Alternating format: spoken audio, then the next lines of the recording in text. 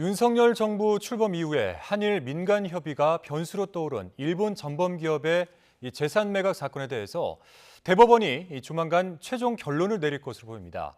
우리 정부와 일본 미쓰비시 중공업은 외교적 해결을 강조하는 의견서를 잇따라서 냈지만 재판부의 정식 결정문 작성이 임박한 것으로 파악됐는데요.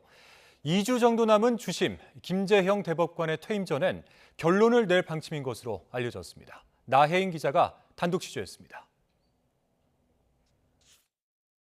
대법원 상고심법은 원심의 잘못이 없을 때 상세한 이유를 따로 밝히지 않고도 기각 판결이나 결정을 내릴 수 있도록 정하고 있습니다.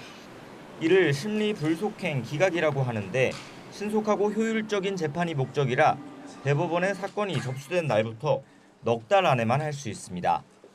대법원이 오늘까지 미쓰비시 중공업 특허권 매각명령 사건을 결론 낼 거란 전망도 그래서 나왔습니다.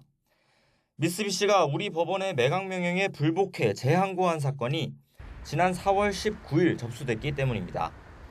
하지만 대법원은 확대 해석을 경계했습니다. 심리불속행 기각은 넉 달 안에 원심에 문제가 없다는 합의가 도출됐다는 전제에서 재판부가 선택할 수 있는 결정이지 반드시 해야 하는 건 아니라는 겁니다.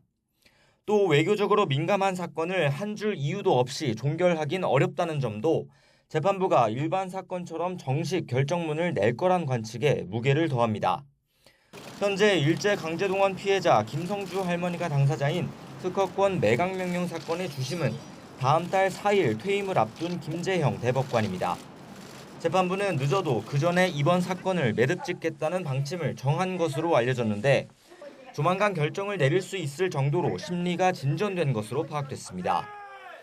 이번 사건은 미쓰비시가 강제동원 피해자에 대한 배상 책임을 인정한 2018년 대법원 판결에 따르지 않아 불거졌습니다. 배상금 강제 집행을 위한 사실상 마지막 사법 절차인데 윤석열 정부 출범 직후 한일 간 외교적 협의가 논의되면서 대법원 결정에 관심이 쏠리고 있습니다.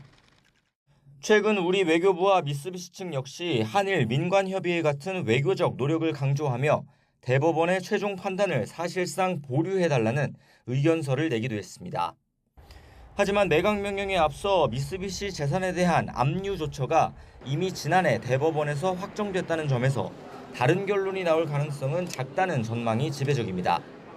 이런 상황에서 박근혜 정부 때 강제동원 배상 소송을 두고 재판 거래 의혹으로 홍역을 치른 대법원으로선 더는 결정을 미룰 명분이 없다는 점도 부담입니다.